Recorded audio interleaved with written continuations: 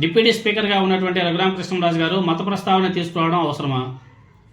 అది కూడా ఈరోజు శ్రీరామ నవమి రోజు అటువంటి ప్రస్తావన తీసుకువచ్చి ఎందుకు అటువంటి అలజడి క్రియేట్ చేస్తున్నాడో అర్థం కావడం.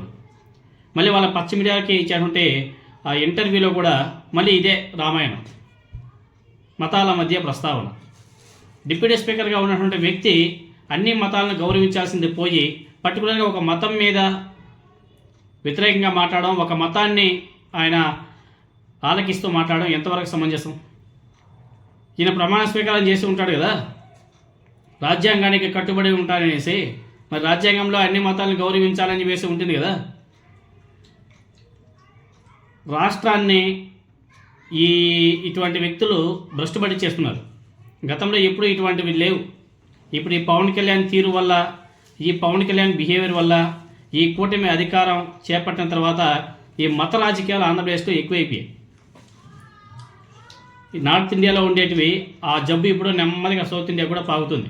ఎస్పెషల్ చెప్పాలంటే గతంలో ఎప్పుడూ లేదు ఆంధ్రప్రదేశ్లో. కానీ పవన్ కళ్యాణ్ ఎప్పుడైతే పెద్ద పెద్ద మాటలు మాట్లాడాడో, సనాతన ధర్మ అని వేసి మాట్లాడాడో, ఆ రోజు నుంచి ఏపీలో ఒక సెక్షన్ ఆఫ్ పీపుల్స్ కంప్లీట్గా మత ప్రస్తావన ఎక్కువగా చేస్తున్నారు. తర్వాత రఘురామకృష్ణరాజు గారు స్టేట్మెంట్ ఇచ్చాడు, నా మీద దాడి చేసిన వాళ్ళని ఎవరిని కూడా వదిలేదే లేదు, వదిలిపెట్టే ప్రసక్తే లేదని చెప్పేసి మాట్లాడతాడు. ఒకసారి రఘురామకృష్ణరాజు గారు మాట్లాడిన మాటలు ఒకసారి మీరందరూ వినండి.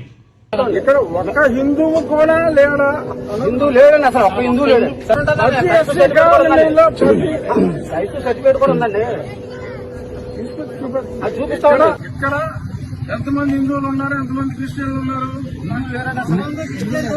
ఆయన అన్నటువంటి మాట, ఎట్టి పరిస్థితుల్లోనూ రామాలయానికి మరమ్మతులు చేసి మరింత బాగా నిర్మిస్తాం, ఎవరు అడ్డుకుంటారో చూస్తా అనేసి కవ్వింపు వ్యాఖ్యలు అనేక ఇంటర్వ్యూల్లో కూడా రఘురామకృష్ణరాజు గారు చేశారు. అవసరమా? మరోవైపు క్రిస్టియన్ల మీద తీవ్ర అణచివేత చర్చలకు రఘురామకృష్ణరాజు గారు పాల్పడుతున్నారని చెప్పేసి సంబంధిత బాధితులు తీవ్ర ఆరోపణలు కూడా చేస్తున్నారు.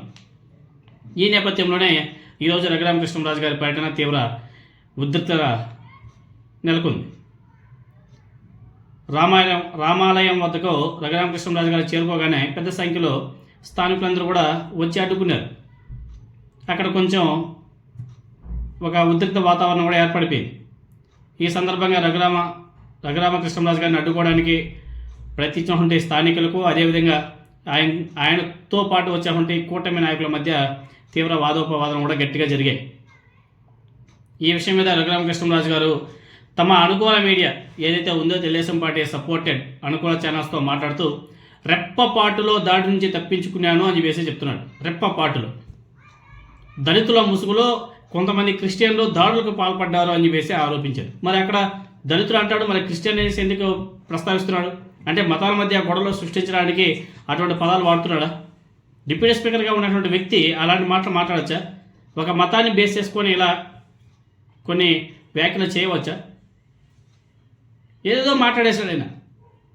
క్రిస్టియన్స్ వచ్చి నా మీద దాడి చేశారు, రామభక్తులపై దాడిగా దీన్ని అభివర్ణిస్తామని చెప్పేసి ఏదేదో ఇంకా ఆయన ఇంకా ఒక విధంగా చెప్పాలంటే మత ప్రస్తావన అని చెప్పేసి చెప్పుకోవాలి. ఇంకా పెద్ద ఆరోపణ చేశాడు. కత్తులు, మేకులు, రాళ్లతో దాడి చేసినట్టు కూడా ఆయన ఆరోపించాడు.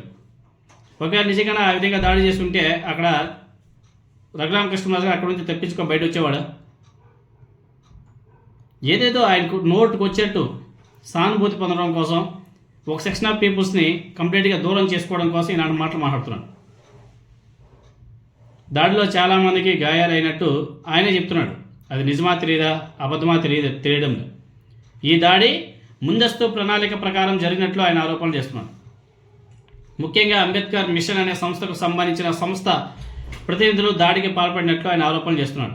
ఇంకొక కామెంట్ చేశాడు ఆయన, ఆ సంస్థ సీనియర్ ఐపీఎస్ అధికారి నేతృత్వం వహిస్తున్నాడు అని చెప్పేసి కూడా మాట్లాడాడు. ఆ అంబేద్కర్ మిషన్కి సీనియర్ ఐపీఎస్ అధికారి నేతృత్వం వహిస్తున్నాడు అని చెప్పేసి కూడా మాట్లాడాడు. తెలుసు కదా మీకు అందరికీ, ఎవరో ఇప్పటికే గుర్తు చేసినారు. శ్రీరామనవమి నాడే రామాలయంలోకి ఒక ప్రజాప్రతినిధిని రాకుండా అడ్డుకోవడం తగదు, చట్ట ప్రకారం అన్ని రకాల చర్యలు కూడా తీసుకుంటామని చెప్పేసి ఆయన హెచ్చరిస్తున్నాడు. రాష్ట్ర వ్యాప్తంగా అదేదో పెద్ద కొంపలు కొల్లేరైపోయినట్టు పెద్ద చర్చనాంశం అయిపోయింది. రఘురామకృష్ణంరాజు గారి మీద ఏ దాడి జరగకపోయినా ఆయన మీద ఎటువంటి ఏమీ జరగకపోయినా రాద్ధాంతం చేస్తున్నటువంటి కూటమి నాయకులు గతంలో జగన్మోహన్ రెడ్డి గారి మీద రాయి దాడి చేస్తే అప్పుడు వీళ్ళు ఏమన్నారు? గులకరాయితో కొడితే ఇంత పెద్ద రాద్ధాంతమా అని చెప్పేసి మాట్లాడారు కదా.